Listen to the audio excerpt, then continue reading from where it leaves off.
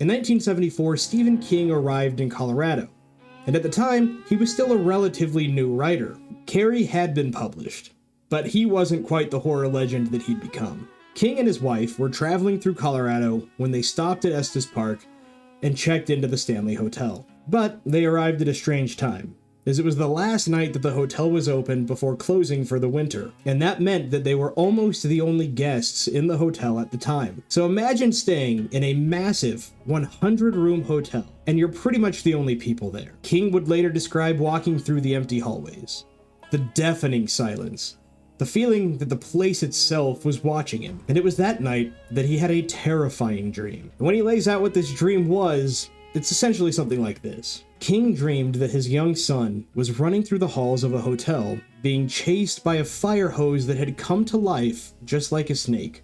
And he woke up in a panic. He sat on the balcony, lit a cigarette, and by the time that cigarette was finished, he had the entire plot for a new novel. And that novel would go on to become The Shining.